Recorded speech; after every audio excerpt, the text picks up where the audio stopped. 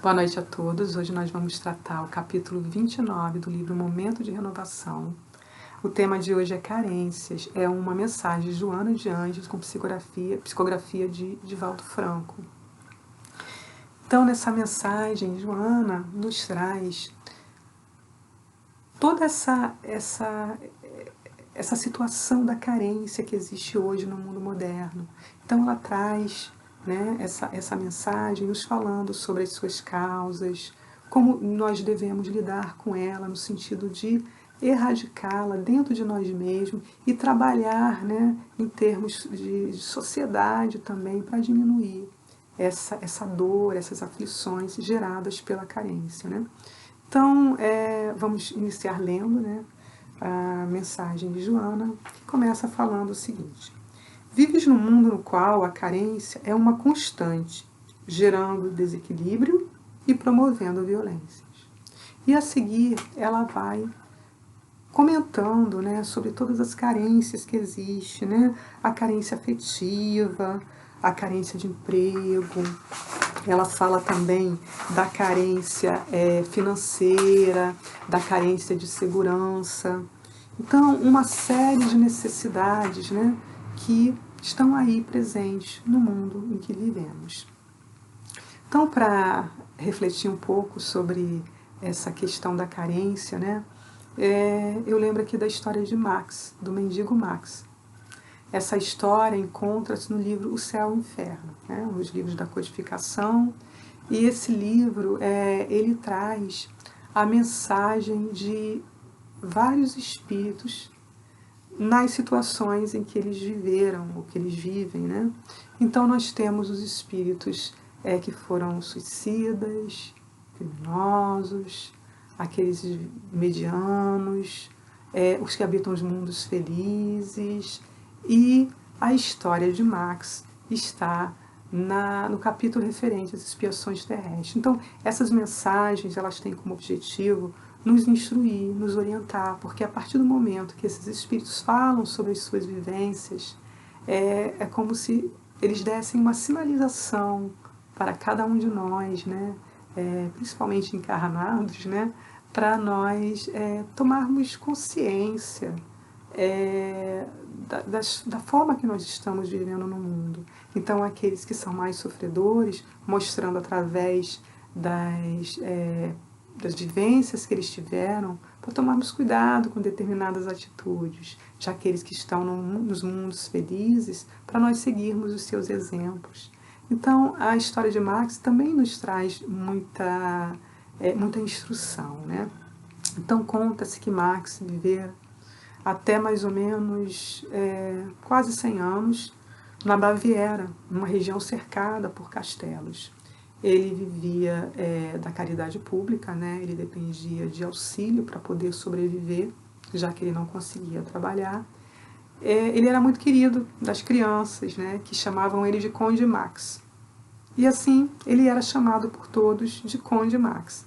E até no texto, quando a gente está lendo essa passagem no livro Céu e Inferno, eles perguntam, por que será que chamavam o mendigo Max de conde? Será que porque, apesar de andar em andrajos, ele tinha gestos nobres e uma forma nobre de lidar com os outros, dando um aspecto de nobreza, de realeza?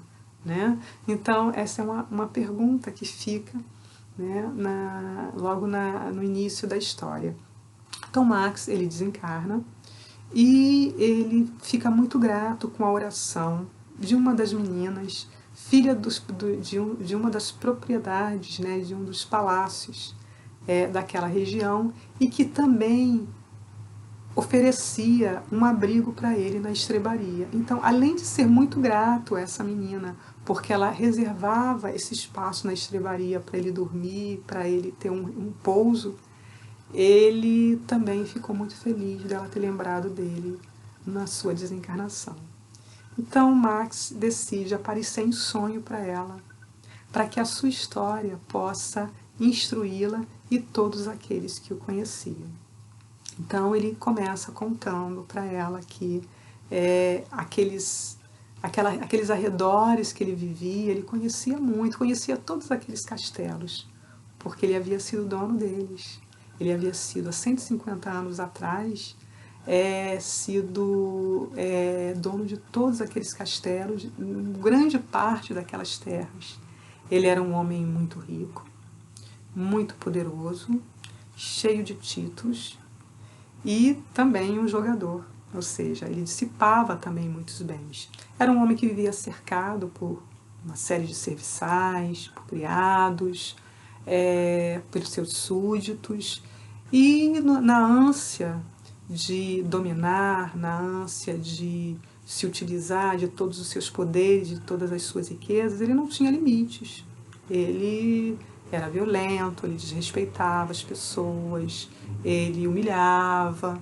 Então ele se sentia o todo-poderoso e, sendo assim, ele usava da maneira menos nobre possível, né? Explorando os outros, não valorizando, enfim.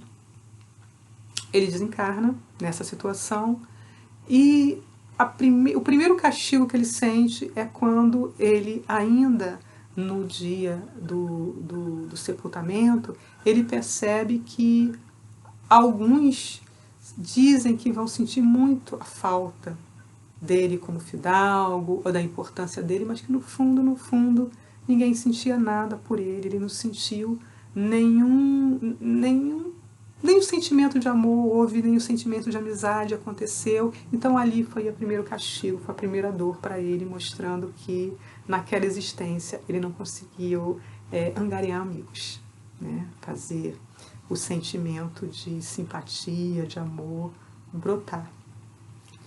E em seguida ele, partindo para o plano espiritual, ele vive momentos de muitos tormentos, porque ele é perseguido por todos aqueles que o odiavam, porque ele perseguia, porque ele maltratava e porque ele humilhava. E durante muitos anos ele viveu aquela situação de desespero, até que um dia ele não aguentou mais, né, de tanto sofrimento, e ele ora a Deus e pede a Deus para auxiliá-lo. E aí ele rompe, né, aquela casca para poder ser auxiliado, porque até então, né, ele, dentro daquele orgulho, ele somente fugia, mas ele não se dirigia a um Senhor do universo, alguém que pudesse ouvir os seus sofrimentos. E nesse momento ele ouve, né, quando ele faz a pergunta, quando que eu posso me livrar dessas aflições, ele ouve uma voz dizendo para ele, no momento que você quiser. E aí ele pergunta, o que eu preciso fazer? Aí ele ouve que ele precisa aprender a pedir perdão para todos aqueles que ele cometeu que ele foi tão desleal no sentido de não respeitar, no sentido de humilhar, que ele deveria se humilhar perante todos aqueles que um dia ele desrespeitou. E que a melhor forma de acontecer esse perdão seria que um dia ele recebesse a oração daqueles que um dia ele perseguiu. Porque não há maior perdão do que a oração daqueles que um dia nos perseguiram para nos libertar. Então, ele até então, né, ele começa a mudar de atitude para com aqueles que ele perseguiu, ele começa a entender a responsabilidade frente ao que ele causou, aqueles seres que estavam ali ao seu lado, e ele, mudando de atitude, ele começa a se sentir responsável, a pedir perdão, e com isso os outros também, né, vão evoluindo também, vão se libertando das aflições que tinham e vão perdoando Max, até que ele recebe a oportunidade da reencarnação. E aí ele vem, porque nós sabemos, né, que não é somente reconhecer o meu erro. Para eu poder me equilibrar com as leis divinas, é preciso também que haja a reparação. E a reparação nada mais é do que fazer certo o que não foi feito corretamente. Então, com a reencarnação, Max ganha a oportunidade, né, de refazer ou de rever situações que ele não tinha valorizado na experiência anterior. Então ele volta como filho de aldeões muito pobres e logo na primeira infância, logo no início, né, da sua vida na Terra, ele perde os pais e aí ele fica sozinho, começa a ter que viver nas ruas e ele consegue ainda até os 40 anos fazer algum tipo de serviço, vendendo uma coisinha ou outra, sobrevivendo de uma forma, pelo menos vivendo do seu esforço ainda. Mas aos 40 anos surge uma paralisia e ele é impedido de trabalhar, né?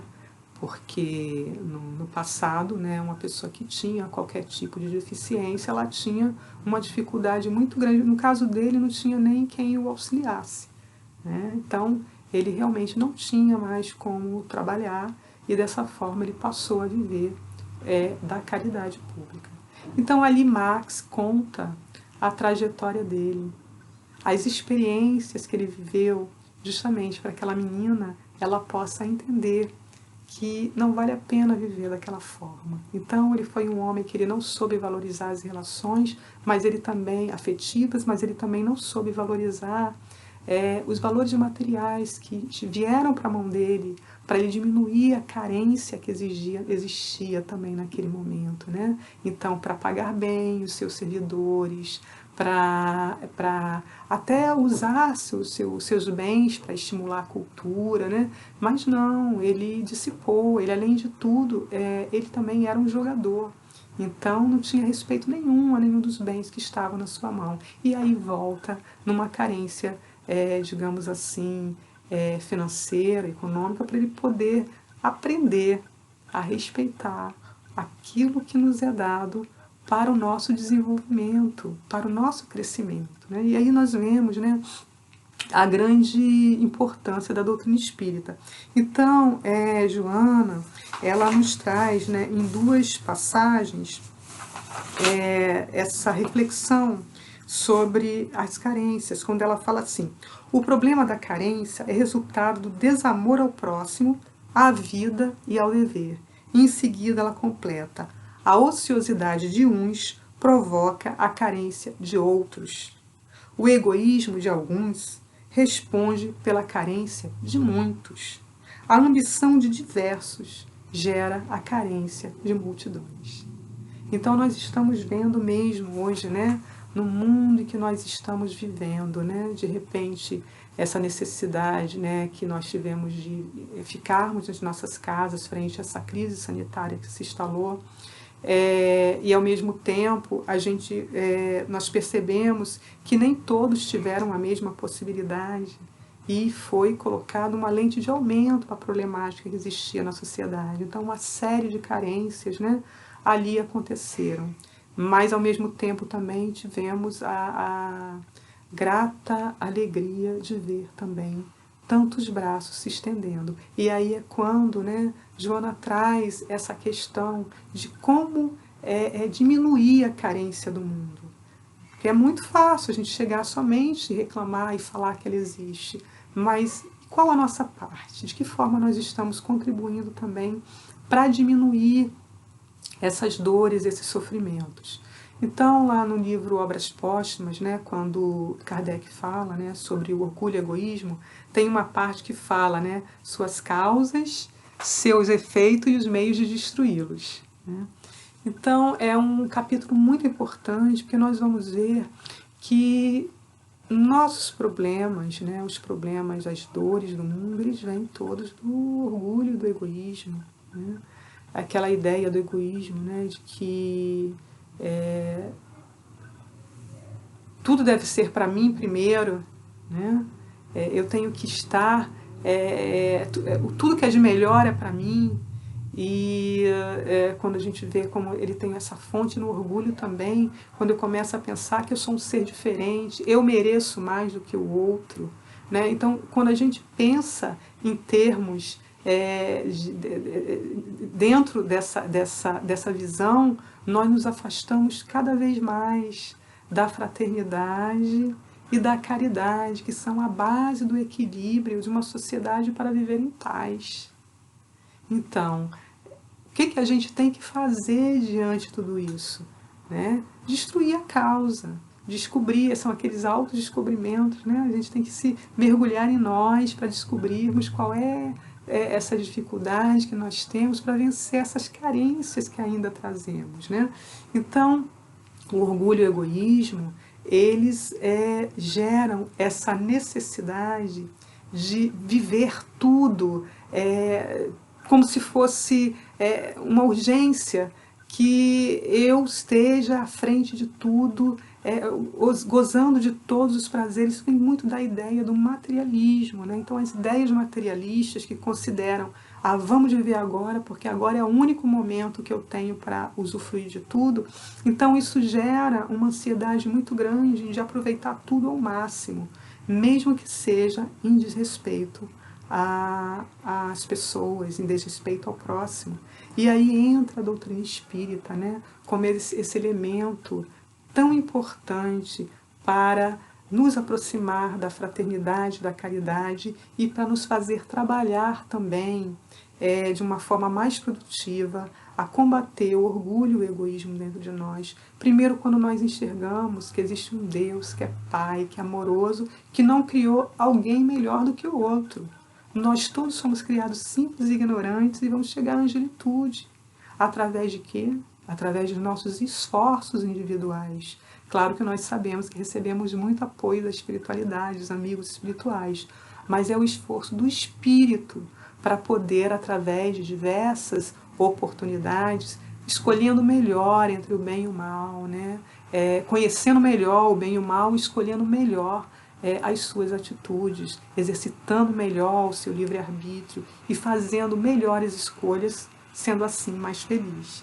Então nós vemos, né, que é necessidade a destruição desse mal. E isso nós percebemos muito claramente também nessa necessidade do próprio consumo exacerbado, né? Então, eu lembro de um estilista um dia falando que no tempo das nossas avós existiam 4 estações, então as pessoas se equilibravam com um vestuário nesse período, mas hoje em dia existe mais de 30, porque existem várias épocas, então eles criam estações, né, que são essas estações da moda. Então isso exige que as pessoas se buscam apenas o momento, o viver externo, né, que acompanhe. Isso não é sustentável no planeta que nós vivemos, porque esse consumismo ele gera um desgaste muito grande da própria natureza, que já não está nos atendendo, porque nós a estamos destruindo. Então isso redunda também em sofrimento para nós, né? Em termos de um solo mais pobre, que com certeza vai refletir na dificuldade de produção de alimentos, em locais que são mais atingidos por chuvas, por tempestades, que vai levar, né, a um ambiente ali onde as pessoas que moram naquele lugar vão estar frequentemente sofrendo as consequências daquela falta de estrutura. Então nós vemos que as carências em si, geradas sempre por essa não responsabilidade do homem em se transformar e respeitar os bens que ele recebeu do pai, né? Então, Joana, mais à frente, ela continua nessa reflexão, lembrando o seguinte, né? Para valorizarmos a terra, né? Que é a nossa escola. E aí a gente continuando esse aspecto, digamos assim, tão importante da doutrina espírita, né? Enquanto nos afastar do materialismo, nos dizendo, né, qual é a nossa origem, então, da onde eu vim, quem eu sou, para onde eu vou, são muito importantes essas respostas para cada um de nós, porque primeiro elas nos dizem que nós estamos temporariamente vivendo o mundo material para exercitarmos na materialidade as possibilidades íntimas que nós já desenvolvemos de amor e de respeito, né? Para desenvolvermos a intelectualidade e a moralidade através dos nossos relacionamentos. Então nós percebemos como a doutrina espírita ela nos traz, né, essa segurança, esse entendimento para vencermos as carências, quando traz para nós a ideia do protagonismo. Eu sou responsável por resolver as minhas carências. E eu resolvendo, eu estando nesse processo, eu também me sinto responsável para trabalhar nas carências que existem ao meu redor.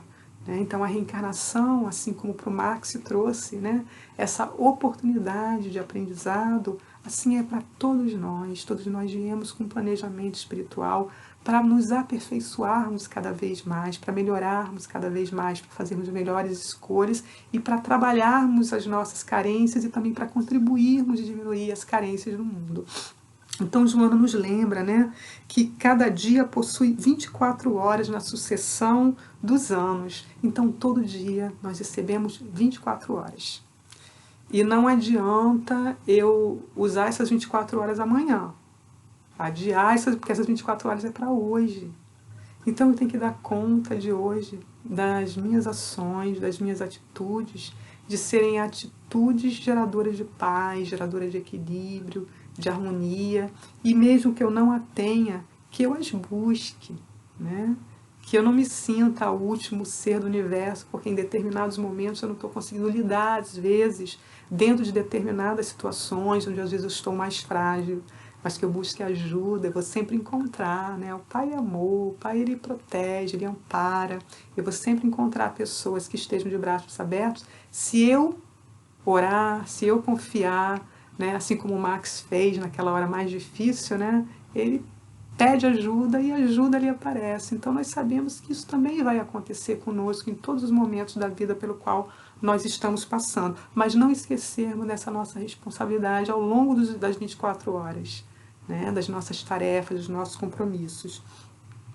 Nos relembra também do compromisso da caridade e fraternidade, né? Aprende a dar, a fim de que outras criaturas comecem a permutar. Então, não há melhor forma de nós transformarmos, mudarmos o mundo do que usando os exemplos, né? Então, se nós somos exemplo, com certeza nós vamos inspirar atitudes positivas. Né? E nós vemos isso frequentemente. Quantos projetos, às vezes, não começaram, né? Do exemplo de alguém que se preocupou com uma situação e aquilo gera toda uma força, né? Uma movimentação para resolver uma situação. Então, não é somente querer mudar, é efetivamente estar envolvida nesse compromisso com ações que também inspirem o outro a se transformar, né, a rever suas atitudes. Então, não é com imposição. Então, primeiro é necessário que haja essa transformação, que busquemos essa forma de resolver as nossas carências, mergulhando dentro de nós, fazer aquilo que Santo Agostinho nos recomenda, né? Autoavaliação todas as noites, né? Para nós vermos como é que nós estamos nos relacionando, como é que nós estamos transitando nesse mundo material. Será que eu estou agindo como um filho de Deus? Será que eu lembro que eu sou espírito ou estou vivendo como um materialista, querendo somente gozar, querendo aproveitar e desrespeitando as realidades, os irmãos ao meu lado, as situações e até prejudicando, né, o momento presente em vez de contribuir com ele. Então, é importante, né, dentro dessas 24 horas, não só a questão da ação, mas a questão também da meditação, a questão de eu estar refletindo frequentemente quais são as minhas tendências, quais são os meus desejos, e com esses dois elementos eu vou saber para onde eu estou andando, né? E quais são os ajustes que eu preciso fazer na minha vida para vencer as minhas carências e também para contribuir com o mundo vencendo as suas carências. Então, a experiência da bondade gera o hábito da solidariedade, que desenvolve os sentimentos nobres, dormindo latentes em todos os indivíduos. Então aqui nós percebemos o quê? Não existe nenhum ser cuja carência o impeça de contribuir consigo mesmo e com o mundo em que vive. Ou seja, todos nós podemos dar algo. Não existe ninguém que tenha essa pobreza de não poder dar algo de si, algo de bom. Então, todos nós somos filhos de Deus e assim temos a sua marca, né? Que é o amor, é o bem. Então, não podemos nunca justificar que não podemos fazer o bem. Muitas vezes é nesse exercício do amor que nós vamos nos transformar. E aí vamos lembrar também, né, quando Joana ela se refere às diversas carências, quando ela fala, né, da carência de emprego, porque escasseia o número dos que desejam trabalhar com dignidade recebendo salário justo, carência afetiva daqueles que desejam ser amados, mas não se resolvem por amar com sentimento fraternal. Aí ela vai mais adiante, o problema da carência da saúde em razão dos exageros alimentares, dos vícios e da rebeldia moral.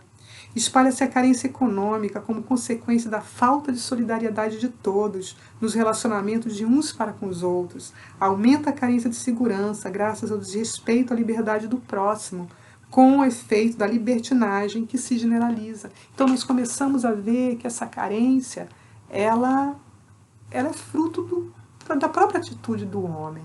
Então é o homem que deve se modificar, né? Quando a gente vê um mundo feliz, esse mundo é feliz porque ele é o reflexo ali das mentes que o habitam.